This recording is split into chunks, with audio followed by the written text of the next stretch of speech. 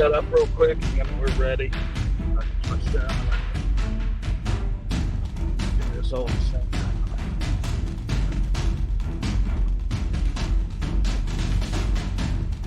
Can you see me now at all? Is it better or is it the same?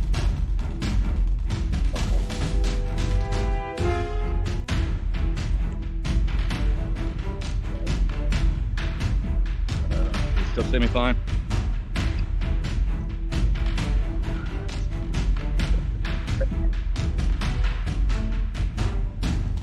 Right. Cool. I'm good to go, brother.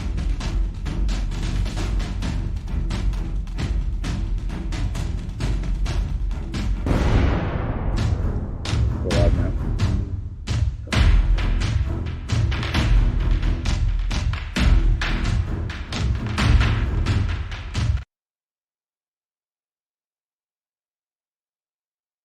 Ben Johnson and Mike Shaner. Hey Ben, how you doing this morning? I'm doing all right. How are you, buddy? I'm doing good, man. Excited to do this this first episode.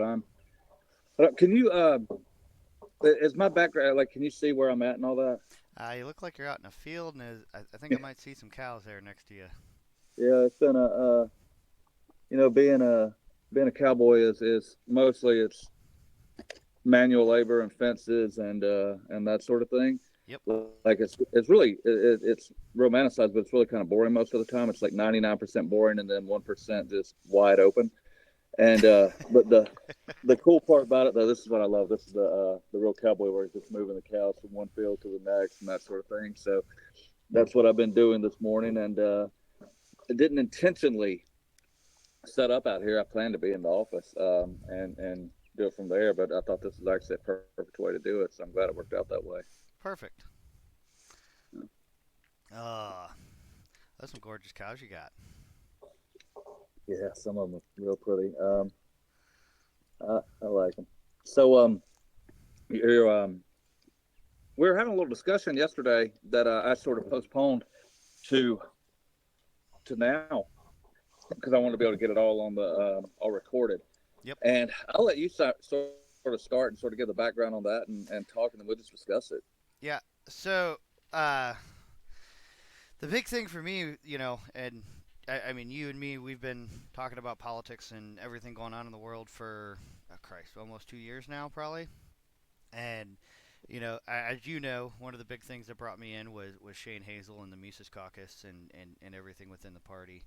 COVID really was, that whole time frame was just a real big, disappointing thing for me after, it was just serendipitous how I was coming out of the military. We're in this really weird time as a society, as a country, as a world. Right. That just kind of taking away people's rights. And a little bit of background, like I wasn't allowed to leave my house and go out to eat, like even that summer, months and months after the state of Georgia had lifted their lockdowns. I was still restricted to my home. I wasn't allowed to do anything. I literally could have faced action from the military because I wasn't out yet. They could take my pay, everything else, literally for going to a restaurant with my family. And so that kind of fed into a lot. And then Shane Hazel and his message, obviously in Georgia where I was residing at the time, kind of played a big part in my, I guess you could say, political philosophy as I was Right. exiting the military. So one thing I've always kind of found interesting was the call for the national divorce, as some have put it, right? Uh-huh. And I'm obviously not well versed. Obviously, in the with the non-aggression principle and everything else, our beliefs are pretty much one and the same. We just don't hurt people. We don't take their stuff. Well, it's Right. really hard to try and get a national divorce, as some have called for, without any sort of violence. Like it doesn't really work that way, right? So I went back through, like we talked about last night, and I found it in the book Liberalism. Now, in conversations with other people, I've been told that this is early Mises, before he had really kind of solidified his ideology. I'm not going to say that that is one or the other because I'm still pretty novice into learning a lot about Mises and Austrian economics.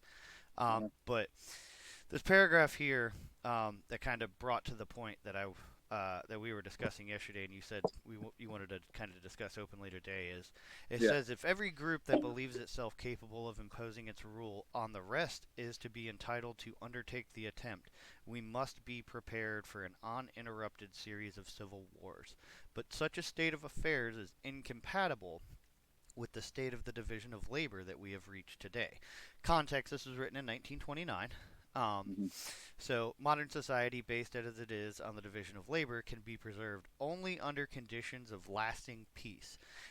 If we had to prepare for the possibility of continual civil wars and internal struggles, we should have to retrogress to such a primitive stage of the division of labor that each province, at least, if not each village, would become virtually autarkic, i.e., capable of feeding and maintaining itself for a time as a self-sufficient economic entity without importing anything from the outside.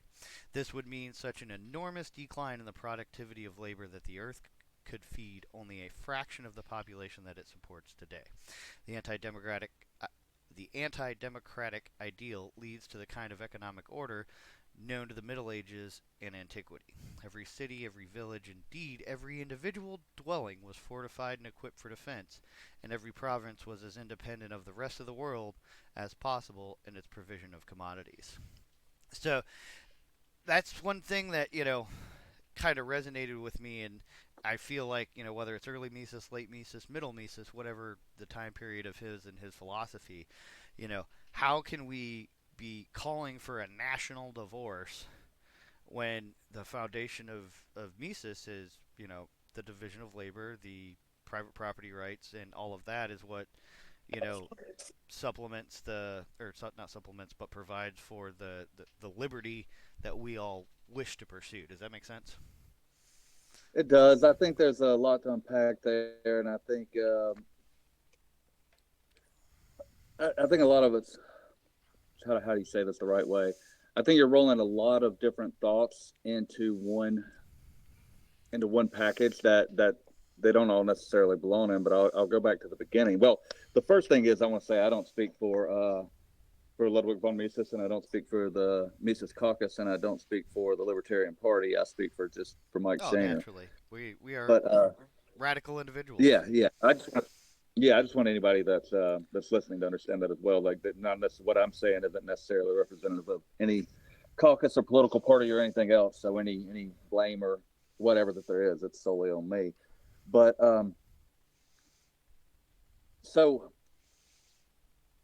I don't really understand how you. Okay, so explain to me how you think that applies to everything you just read.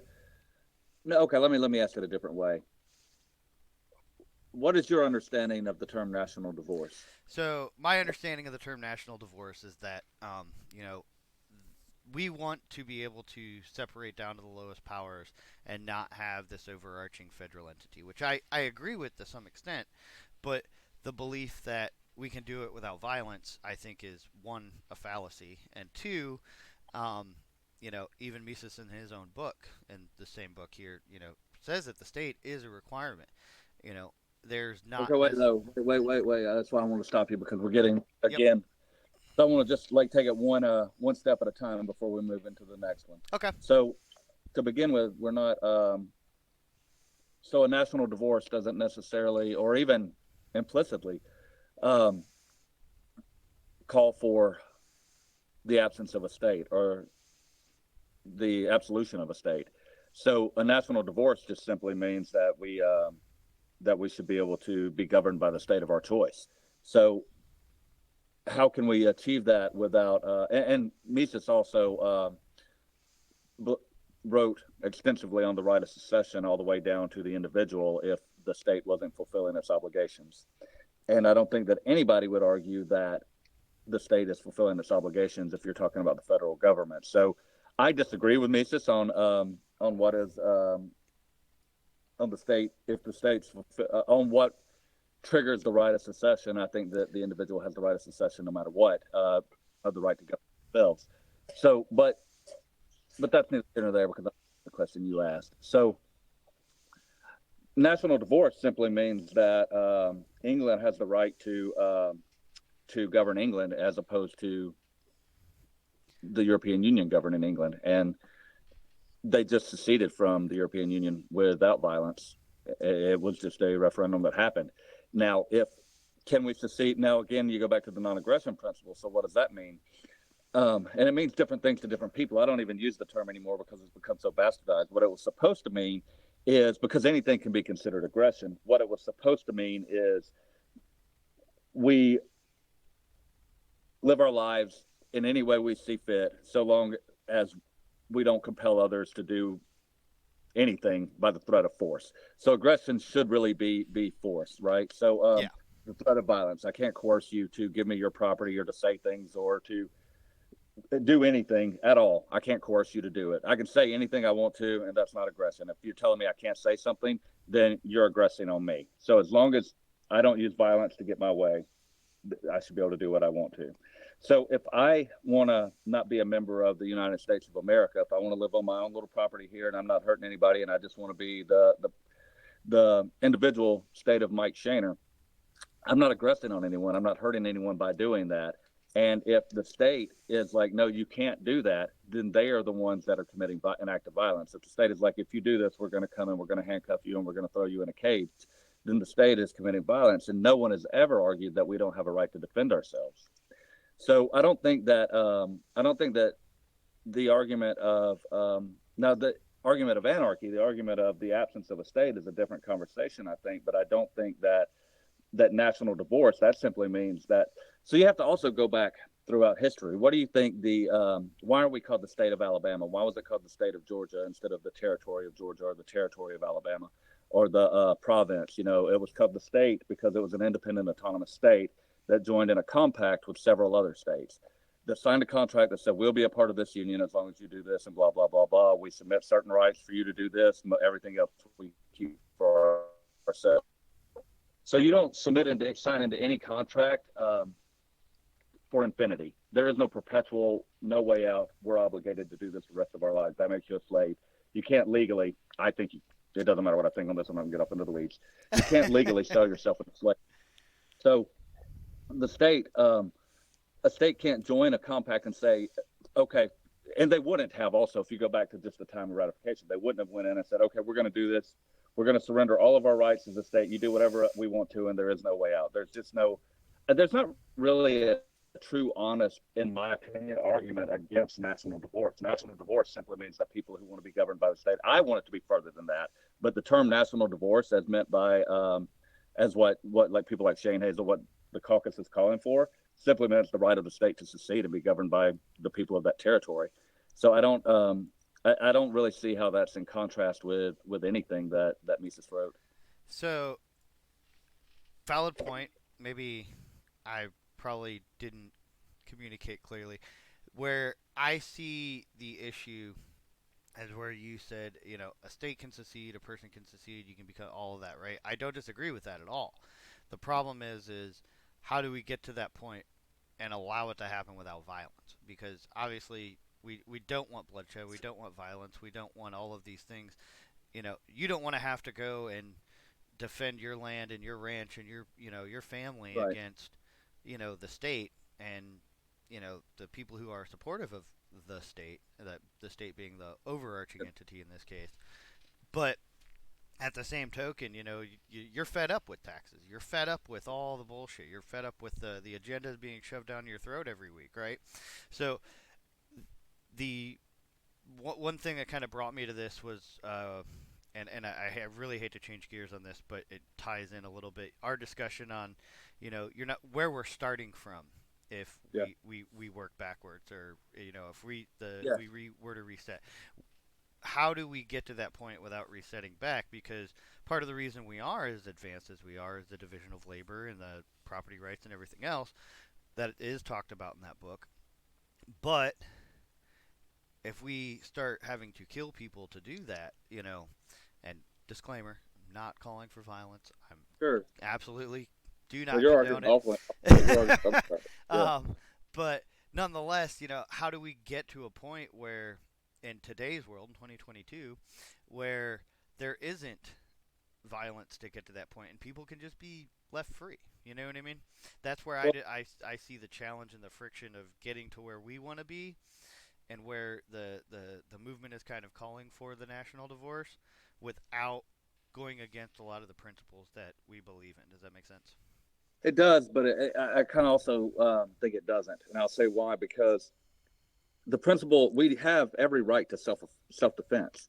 We have Agreed. never argued that we don't have the right to self defense to defend ourselves. So the state says you can't smoke weed. Right now, not talking about national divorce, not talking about anything. Yeah, The state says you can't do what you want to with your own body, and but people still do what they want to with their own body, and then the state aggresses against them and commits acts of violence. So the state, no matter what, to say how do we do this without how do we prevent the state from acting violently on us is not really that's not an on us sort of thing. The responsibility is not in our court to make sure that the state doesn't behave a certain way, or that my responsibility isn't to make sure that you don't behave a certain way. If I walk into your house and I start eating your food and I'm like, hey, I'm entitled to 10% of this, and you it's you have every right to hit me. You have every right to throw me out of your house. It's your property. You have that right to do that.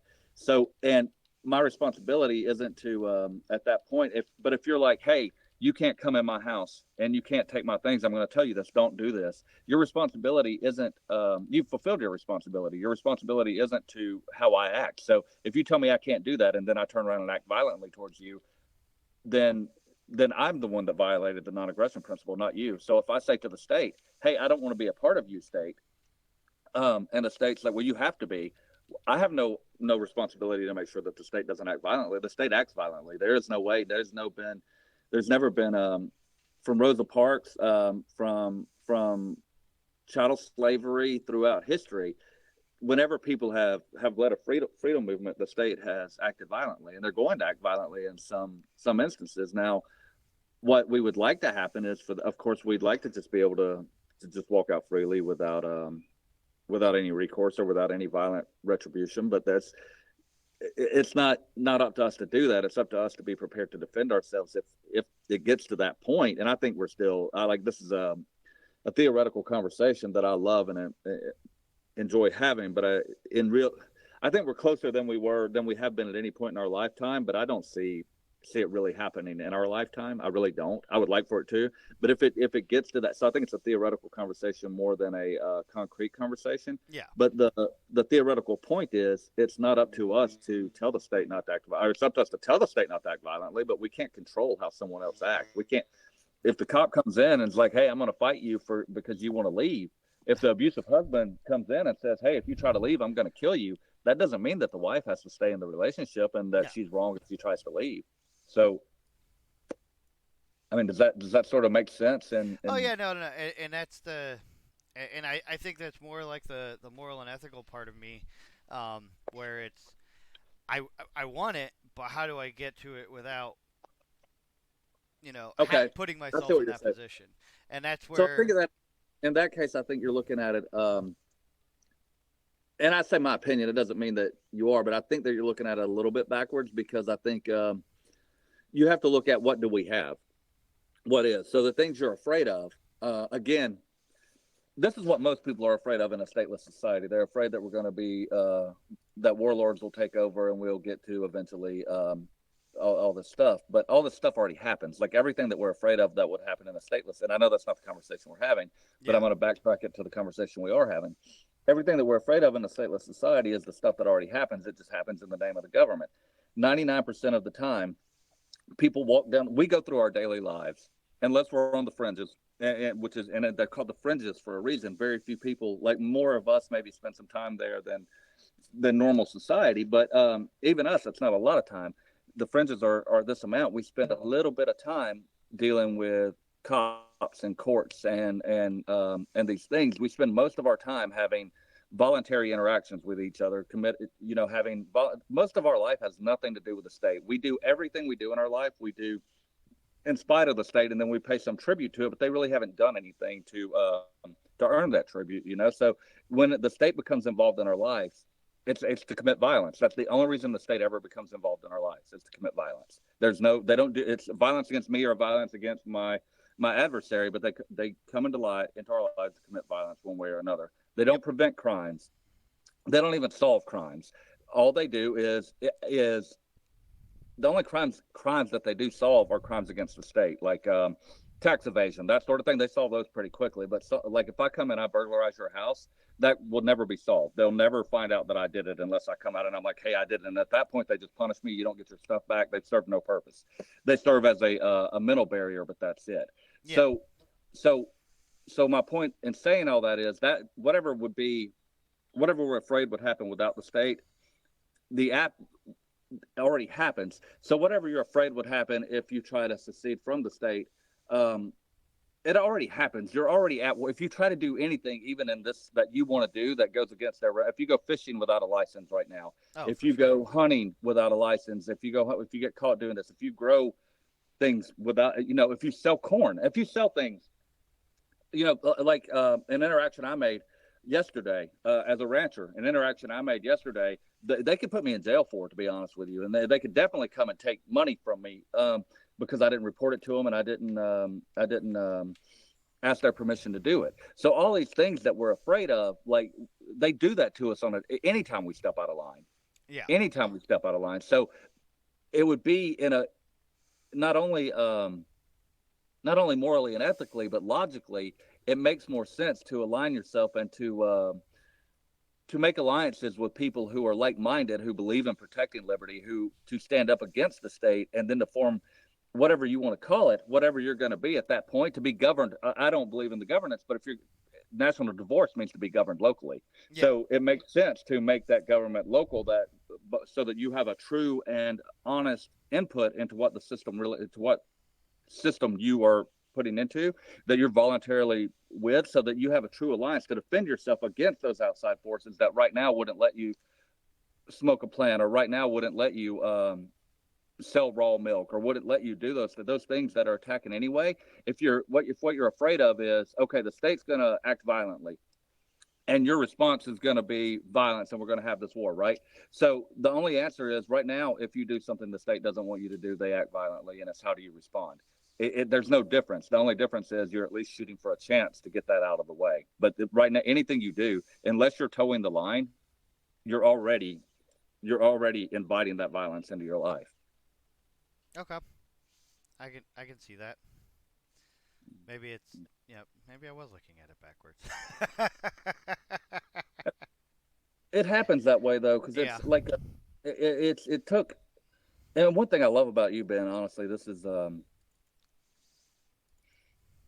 you're one of the very few people who can, like, I love how you describe when we have this conversation, you can say you're at a different place in your journey than I am.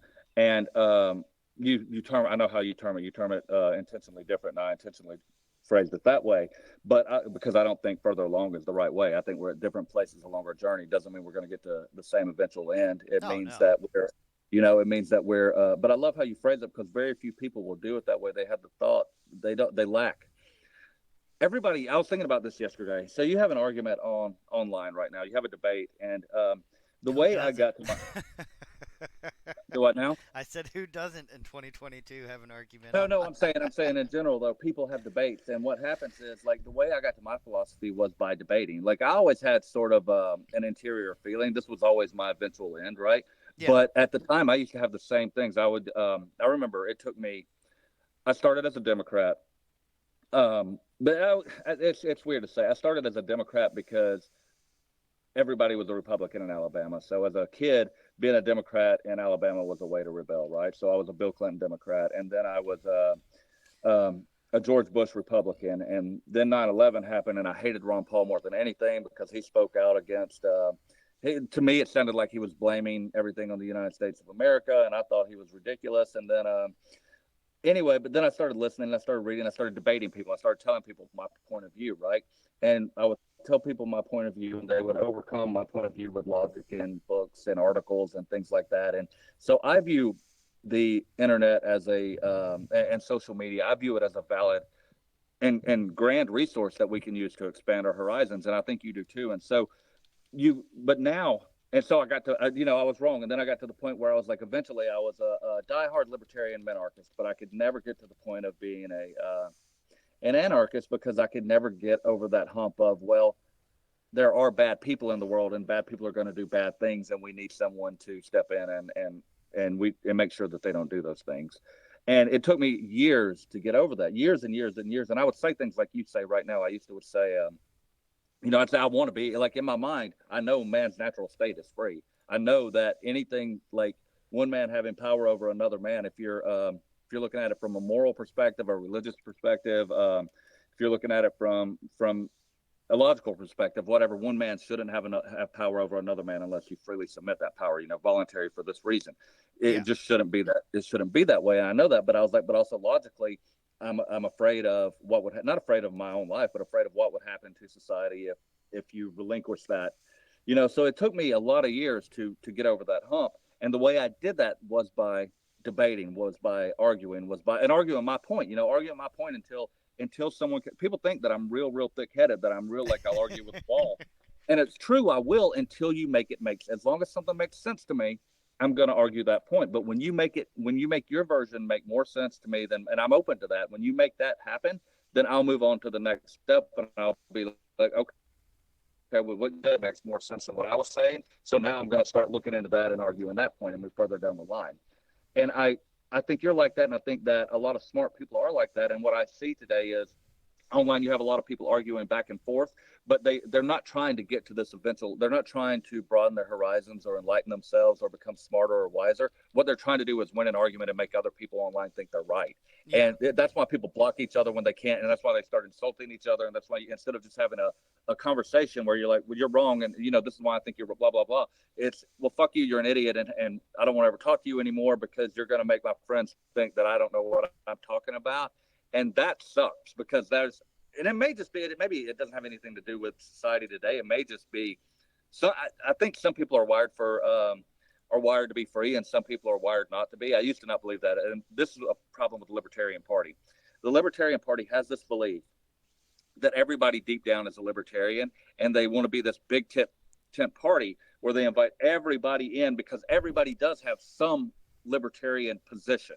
Having some libertarian position, most of the time, a lot of those people have it as it benefits them directly, right? Yep. They have this, like, I want to legalize drugs. Not me, I don't do drugs. I do want to legalize drugs. But anyway, they're like, I want to legalize drugs because I do drugs. So I think that I don't want the law to bother me. But I also want the government to tax you and take away your money and give me some because I need money. So that's not a libertarian. That's someone who wants, it's self-serving is what it is. And the Libertarian Party, they have this naive belief that everybody deep down inside them is a libertarian. And if we bring everybody in, then we can all convince each other to change and just go towards this thing of liberty. But in the meantime, we're going to spread this schizophrenic message of liberty that doesn't have any straight course or any logic to it. Yeah. And everybody's not a libertarian. It took everybody. I used to believe it. I used to think everybody was, they just need it. But no, they're not. Some people, honestly, like, there are people who believe that we need a really, really, really, really strong state to protect them and their way of life. And there is no moral or logical argument that matters, because what matters is, to them, that is the best way that they see in protecting their little tribe, is by outsourcing that, right? And some people are just wired that way. And some people are wired like us. And I think that the people who are wired that way to have that protectionist instinct, I think they should be able to form their little communities that believe Absolutely. That also. I think they should be able to live in fascism and really just have that. And I think that people like us should have the same, and we should just be able to be left alone. But I don't think that we should convolute those two communities into, we should work together on the things we can, but I don't think we should work to convolute those two things into say, hey, we're the same tribe, and let's build this brand of schizophrenia. And anyway, I'm rambling a little bit. I know I got way off topic, but it just sort of entered my head for some reason. I don't even fucking know. I think me and you are both guilty of that on many accounts. Well, I do appreciate the compliment on that. One thing, and obviously you know me at this point, I do try to read as much as possible on every topic before I have a serious discussion about it, right? Sure. So one thing, on that kind of stuck out to me, is, do we believe that everybody is created equal? No. Okay. And no. And that's where, I mean, from the beginning of the state that we live in, all men are created equal, are we not? According to some of our governing documents and what started this country with the Declaration of Independence. No, I don't. Again, I think this goes back to what you were saying earlier about Mises, also in the Mises Caucus. I'm glad you brought that up because it's not related to where we're at now, but it is related to where we're at also. So while I believe that I made the case for what I was talking about national divorce, I want to say though that even if Ludwig von Mises disagreed about national divorce, it doesn't matter because the Mises Caucus isn't. It's not a church to Ludwig von Mises. It's not. It was named after him for a reason. And you should read an article by Hoppe on the Mises Institute about why Mises and not goodness gracious, I can't believe I'm doing this. The Road to Hayek, about why Mises and not Hayek, and it will explain a lot about the conversation we had today actually. But the reason we're the Mises Caucus though, or the reason they is because of the Austrian economics. It's not because of everything, and it doesn't mean that everybody in the caucus or even the message has to be completely 100% in lockstep with Ludwig von Mises. It just means that we have a general agreement that we believe that in Austrian economics, he's the father of Austrian economics, and we have a general agreement that in those principles. It doesn't mean that we're 100% in lockstep with anything any man said. Yeah. But I think also, if you look at an extension of if you look at evolution, like if Mises had been born in 1970 instead of the early part of the century, then he would have different views on where things could be now and what with the different technologies that exist and the different the necessity of the state, so to speak. Yeah. So I think he would because you're looking at a time where when he wrote Liberalism, 10 years removed from the institution, the Federal Reserve the income tax had only been around for 10 years, basically. There was just a whole different world then, and we look at things now. And there is an argument to be made that throughout history, governments were needed. If we look at history as a guide, as opposed to a Bible, then I think we are at a point where we can make every argument that a state is no longer needed. But if you look at it as a Bible, if you look at it as, okay, this happened, so this happened, and this means this has to happen. This is the only way because this happened at one point in history, even though circumstances were completely different. Yeah. Then you can make the argument for the state today. But I don't really think there's an argument to be made for the state today. But anyway, going back so I'm bringing that into what founders said and what different people said at different times. And as to all men being created equal, I think what is meant by that, and I think that gets lost a lot. All men are equal in the eyes of the Creator. We're all born with the same unalienable rights, but we're not born equal. We're not born with the same talents. We're not born with the same, like you and I aren't equal. We're equal as beings, but we're not equal in knowledge, intelligence, and capabilities or talents. Right, exactly. We should have the same access to life, liberty, and the pursuit of happiness. But we should also have the same guarantee of life, liberty, and the pursuit of happiness, which is none. Just access to it, to pursue happiness. Not the right to be happy, but the right to pursue happiness. So I think that that ties into are all men created equal? It depends what you mean by the question, I suppose. But anyway, I interrupted you there. So oh no, you're good, and that's exactly where I wanted it to go, and was hoping it'd go because that was one of the things also brought up in the book, and that I agree with you on that. It is essentially been bastardized and overused and misconstrued and convoluted at this point, where it's all men are created equal, and we've got this vision or perception in society today in the 21st century that because of some words written on a paper in 1770s, all men are created equal. Cool. That means everybody gets to do the same thing all the time, guaranteed no matter what. No, that's not the case. Like you said, we have the right of pursuit. It's not a guarantee. Right. We shouldn't be, slaughtered and murdered by a governing force. That's your right to life. You shouldn't be forced to give up your land for the greater good, i.e., eminent domain. Right. That's the right to liberty. The pursuit of happiness. Well, there are action. You take actions, and actions have consequences. That doesn't mean that you're going to be guaranteed the right to be happy for the rest of your life. Like, you make choices and you choose your path. You have to do what makes you happy, and that's just Yeah. something that I think. Excuse me. And has been so convoluted over time. But, anyways, I digress.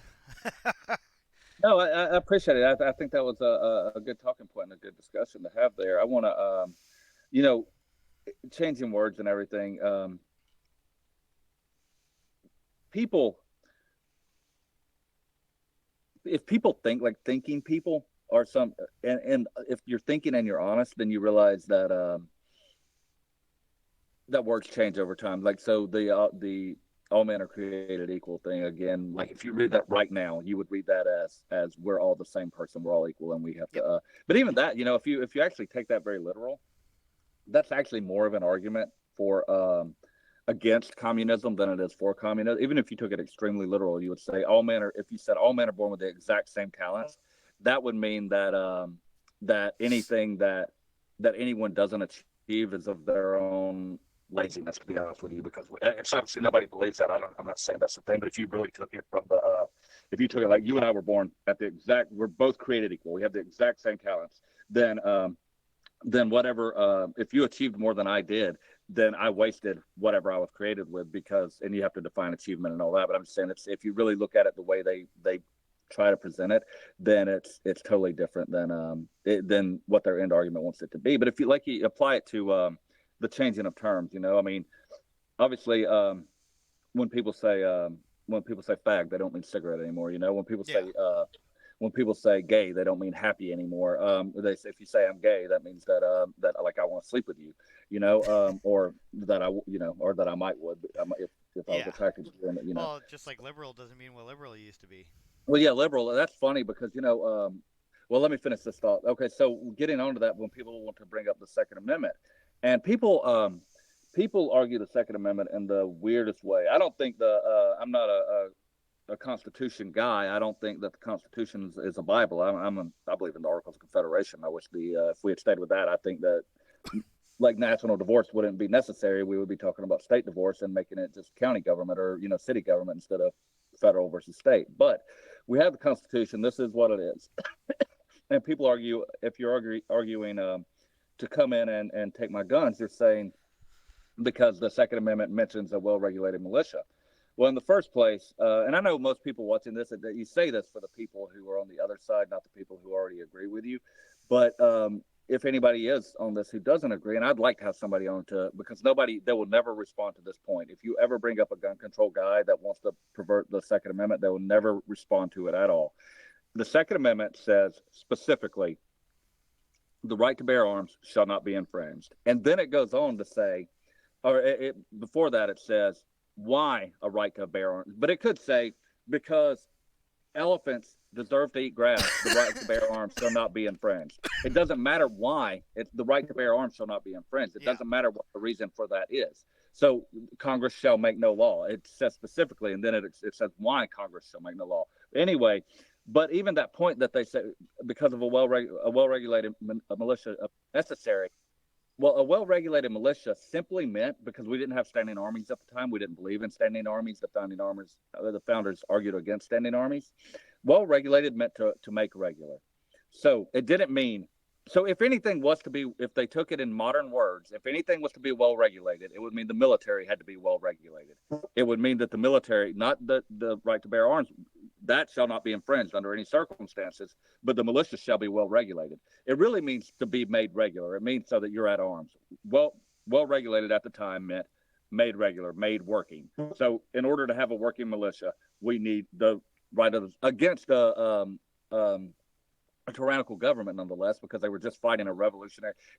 For people to try to argue anything else is just so. Either a lot of them are just stupid, or I shouldn't say that. I shouldn't call anybody stupid. A lot of them are just not well read. But the other half are so dishonest and so they're liars. They know that that's not what the Second Amendment. The Second Amendment means exactly what it says to mean and why. Yep. But the word changed. So now well regulated, because now everybody worships the state. Well regulated means to pass laws that say you can't do things. Like the EPA makes the industry well regulated, or unhealthily regulated, I would say, but in that term, well regulated. It's changed. The phrase "all men are created equal" has changed, and it's been bastardized to mean one thing. And the original meaning on both things is much prettier. The original meaning is that no one should have more or less rights than anything else, because rights aren't granted by the Constitution. Rights aren't granted by a government. If they're granted by the Constitution can be amended. And so, what is a right? If a right is something that can change, then it's a privilege, right? There's no such thing as a right. If a right can just change over time based on who's in charge of you, then it's a privilege. It's a government granted privilege. So, but if it's a right, and if all men are created equal, and no government can give you more rights than me or take away more rights from you than me, then that's a really pretty and beautiful philosophy, and that's what the founders intended. That's not the same as saying that you and some guy who's can't think and can't walk and were created equal, because you weren't. You were created vastly different. You aren't equal. You're equal in your humanity, and I think that's what people don't get. But if you really got it and you really cared about the human condition, that's a much more beautiful thing to strive for than using equality as a way to bring down one segment of society. I no argument here. I think we're. Go ahead. No, I was just about to say, I think we've kind of beat that horse for the good portion of today. One thing we had talking about today is the history of education, and how Marxism has kind of made its way into the education system within the U.S. And I did a real quick search this morning before we went live. Alabama news, and so up here by me in my part of the state, we've got parents filing complaints against the Madison City Schools over LGBTQ plus pride flags. The article goes on to say that, well, first of all, the article's from 1819 News. It's got a photo by Mercedes Mebling. And it says, a group of concerned parents has lodged a complaint against the Madison City Schools Board of Education for allowing the promotion of LGBTQ plus materials during school hours and activities. So I, kind of shifting gears, education is the key to the changing of opinions, if you will. And we've kind of narrowed education down in our minds and society as this K through 12, and then the follow-on, undergrad and postgrad, if you will. So, what's your take on this? Like, what's the state's role in education? Should there be? What are the lines and so on and so forth? Because this has been a pretty hot-button issue across the country over the last couple of years. I think this is a perfect example of why progressives should agree with me that that education should be privatized. And so, what I think that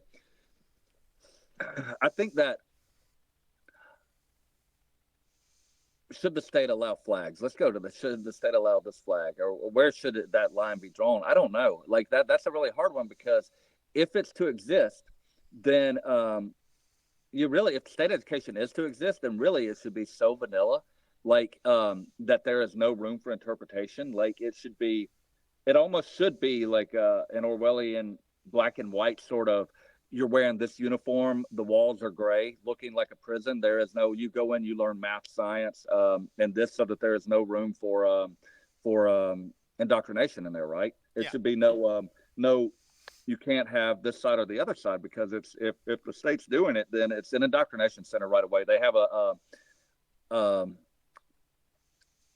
not just an implication, but really it just in its truest form, they have power over. They have a captive audience that they're drilling things into for 8 hours a day and teaching these. This is what parents should be doing. Yep. In my mind, I think we should go back to community-based schooling, where I think everybody doesn't have, again, the same access to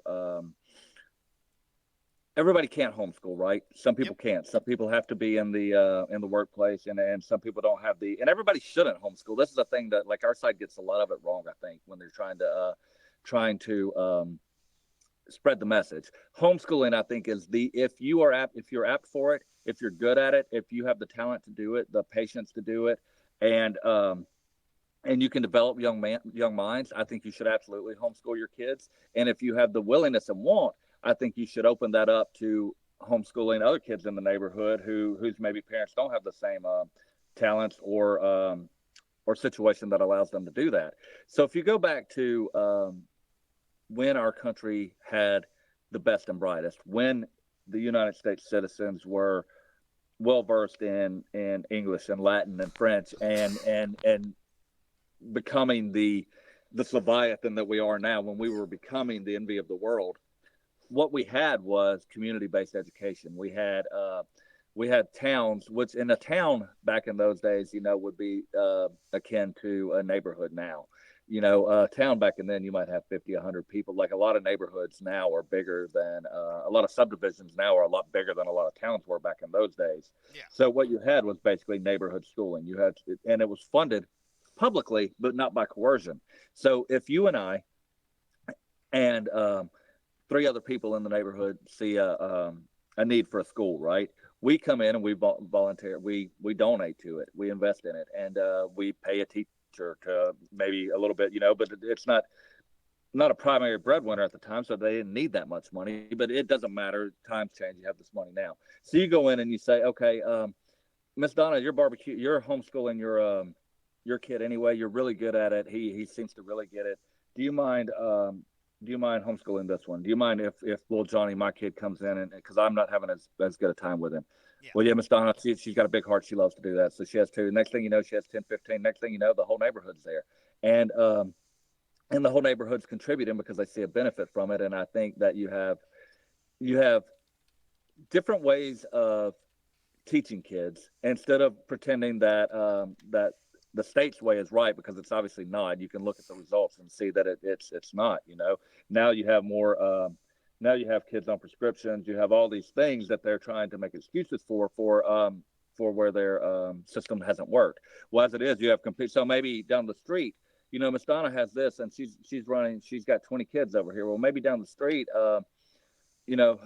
Jack Black, he's got a different method of teaching, and he's attracted. So then you have competition based, and Yeah. you see a lot of this in daycares. You see a lot of this in like pre-K. You see where because it wasn't right. They're getting into regulating the pre-K market, and eventually they're going to make that compulsory too. But before they've done all this, you see that you have some really shitty daycares, and then you have some really, really good daycares, and everybody wants to get their kids into this daycare, right? Yep. And if you use the daycare model, it works perfectly. And there's no reason. And if you use, before government got involved in the university system, they've always been involved.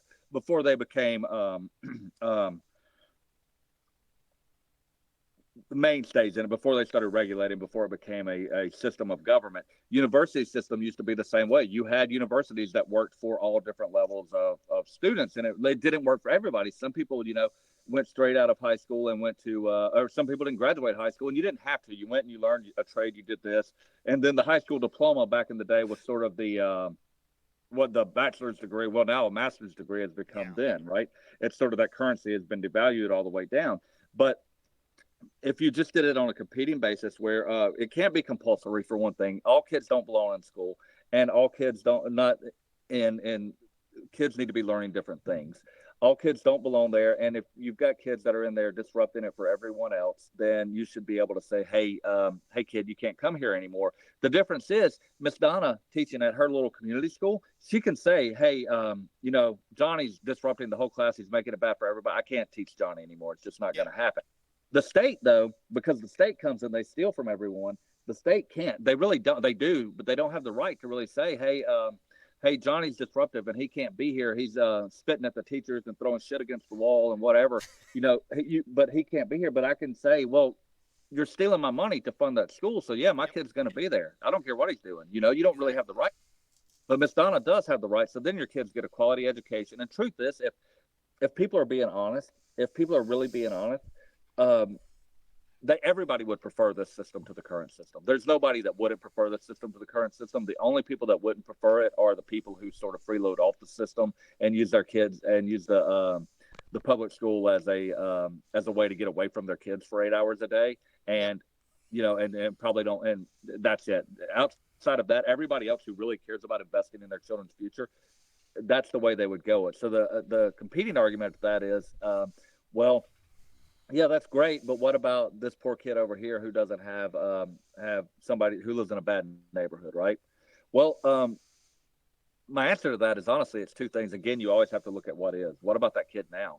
What's he doing? What so now you take this kid in this bad neighborhood and you put 40 more kids in a bad neighborhood who all don't want to be in school anyway, and basically you have these schools that are failing, that can't do anything, that they're not learning anything, they're not producing productive members of society. What they're doing is they have these basically they have these brick walls and these brick buildings where they have all these bad kids in there, or not bad kids, but kids who are from unfortunate situations. And most of them, a lot of them there don't want to learn. They run. I know this personally because I can't go into the stories of why, but I know some teachers who are no longer teaching at some of those schools because of situations like this. And so what you have is you have a school system that has to exist because the government says it has to, begging people, and they can't keep teachers here. Teachers are leaving left and right because nobody wants to go into a situation like that to teach people who don't want to be there. And then you have these kids who are waiting until the state tells them they don't have to go to school anymore. Then they drop out, and then in the meantime, the schools are acting as places to deal drugs, to have sex, to do these wild things and their parents are just happy to get away from them. Well, so you say, what is happening now? That's what happens to the poor kids who don't have access to a good neighborhood school anyway. So the opposite of that is, well, you've got kids in that neighborhood maybe who do want, maybe they're in a bad situation, but maybe they're talented, maybe they're smart, maybe they do want to get out. Some are going to slip through the cracks. There is no utopia. There's no perfect system, and some are going to slip through the cracks. But even as far back as when the society was different, when society truly hated or society truly saw different races as inferior, you had people like Frederick Douglass rise to the top. You even then, when you had the same men in chains, you had people rise out of it and rise to the top. So there was always access. Well, now society's different. The world is different. Now what we value is, like, you have race baiters who want us to still see each other as color, but really we don't see. I mean, we acknowledge, like I acknowledge you have darker hair than I have or whatever. We acknowledge our physical differences. But when you see people in school in their groups or whatever, when you see kids walking through the mall, when you see them, like you'll see kids of all different races hanging out, and they're not like, oh, I'm friends with you because you're black, and oh, you're black. I'm like, they don't think that shit, They just think, oh, this kid's cool, that kid's not cool. I don't give a fuck what that color of that kid is, And that's just, and I say kids, I'm talking about people 10 years younger than me. I'm talking about people in their 20s and 30s. I say kids. I mean, really, that's everybody. That's society. Now, even people our age, people aren't like, oh, I don't want to hang out with that guy because of what color he is anymore. Nobody's like that anymore. So now what would benefit society is if you have you've got this smart kid, right? You've got this smart kid in the neighborhood who wants to do good. And the mom comes and is like, my kid wants to do good. Can he come to your school? Miss Donna may say no, but Mr. John over here is going to say, well, fuck yeah, bring him on, And so he goes to this different neighborhood school. And then you're like, okay, well, wow, that school over there takes kids from that neighborhood and makes that school and makes them stars, So I want my kid to go to that school instead of Miss Donna's school, who won't let that poor neighborhood go over here. And then you've got cultural changes on it too. You've got societal pressures on it that say, well, Miss Donna's a bigot. I don't want my kids going to Miss Donna's school because I don't want them to learn bigotry. And so Miss Donna's school ends up shutting down anyway because that's what the market insists upon. People just don't deal with that shit anymore. It's not there anymore. Wow. So then you go, and that's my answer to education. The state has ruined education. And I wrote an article about this recently about and this is the line I always use. If you look at back, well, I won't go through the whole thing, but if you look at electronics and you look, which has been unregulated, back in the 50s, nobody had a TV. Only the richest people had a TV, right? By the 60s, most people had a TV, but only the richest had a color TV. In the 70s, everybody had a color TV. Very few people had one in every room or more than one, and nobody had like the Atari or whatever whatever was right before the Atari. I can't even remember that little Pong game. Yeah. Very few people had it. By the late 70s, everybody had the little Pong game, and everybody was getting. By the 80s, by the time I came along, everybody was getting a Nintendo. And it was in every home, and everybody had a TV in their kid's bedroom, and everybody had a boombox in their kid's bedroom. And then by the 90s, cell phones start coming out. Nobody has them. Only like when I was a kid. Only the richest people had car phones, not cell phones, car phones. I remember those big bricks in the. Yeah, exactly. And only the richest, you'd have them on TV. You'd see Zach Morris with one on Saved by the Bell, Yeah. and that it was a symbol of status. Well, then you look at now, everybody has so many TVs, flat screen TVs, that you walk around with a computer in your pocket, that you call a cell phone, that most people don't even talk on anymore. We're using it to do. I'm out here in the middle of a field talking over my computer right now. The poorest people in America have smartphones, they have televisions, they have gaming systems. These are the poorest people. These are the people that live in the projects. I'm talking to a guy right now. I'm talking to someone I've known for a long time who's in prison, right? And I talked to him, just recently started talking to him. He's in prison. He has no access to money. He has no family at all in this world. And he has a smartphone. In prison?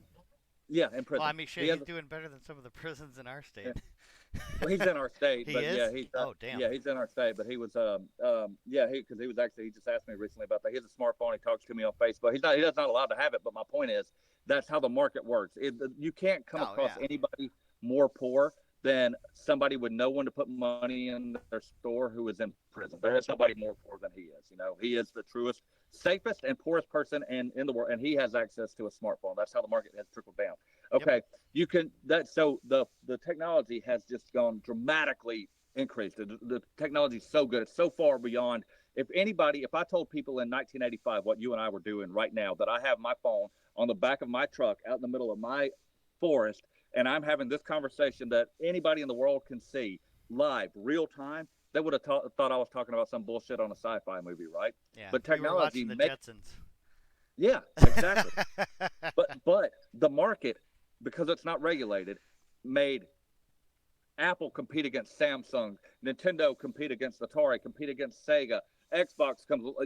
The market worked. The market lowers the cost of these things and provides better technology. Yeah. Look at education and look at healthcare that are so highly regulated, that are state involved. The market, the product, the quality has decreased so badly, and the price has increased astronomically. Astronomically. Even what's supposed to be public free schooling, when I was a kid, it was public and it was free. It was truly, for the most part, free outside of being, not free, nothing's ever free. It was stolen from us by taxation. But once they stole your taxes, they didn't then demand more money from you. Well, now you have kids. Now you go to school, and if they have to pay this amount of dollars to do this, and it's not even, that's not even free anymore. And then the thing that they get back from it is so, what it's producing, the people who leave. This is where we're at in the world, where we can't define what is simple things like what is a woman? Yeah, are we both men on this phone? That. I'm not a biologist. I don't know. Yeah. You can't. That's what and so it's outrageous, and it truly is. It is very outrageous. And we've gotten to a point that the things that are meant to be entertainment that we see every day, memes on Facebook, on social media, memes make the national news sometimes. Oh yeah, right? That is just shocking. But the one that I think kind of encapsulates all of this, that it was something to the effect of, I can't cite the author or anything because I don't have it in front of me, but the one that said, if you think we're smart now and in the 2000s or the 21st century, just remember 60, 70 years ago, the owner's manual of your car used to tell you how to adjust the valves and everything on your car, and now your owner manual in the 21st century tells you not to drink the battery acid. Right. That's it's. You know what, Ben? that's a great way to end this.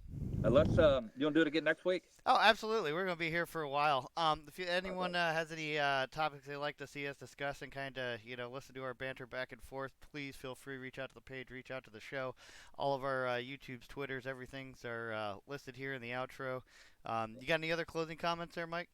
No, I'll put all that stuff in the links also, and we'll. This is all live, but we'll make it so you can all view it. And so we also I did one moving forward. The name of the show. So it's follow the Writing the Revolution page where we're doing the podcast from. But the name of the show will be No Sedition, and it's just I've got that page already built up, so that's why we're putting it there. You can follow Ben can give his own stuff. You can follow me on Twitter at CSA Wordsmith. It's Mike Shaner on Facebook and Instagram. If you will subscribe to the YouTube channel at the Sedition Papers and with Mike Shaner. And what would really help me out a lot right now is if you will subscribe to the seditionpapers.substack.com. That's where I do most of my writing at, and that's there'll be a book coming out pretty soon. I'll talk about that next time. So those are all my shameless plugs, buddy, and we'll put it all in the description as well. And I look forward to talking to you again next week. Absolutely, you too, man. Like he said, everything will be in the end of the credits. Our Twitters, our Facebooks, our YouTubes. There is no Patreon. We're just here, two dudes being dudes, talking about day-to-day life in America and how we can get out of this rat race that we're in and where we think we need to go from here. So I appreciate everyone who stopped by. Thank you very much, and until next week, we will see you. Rock and roll.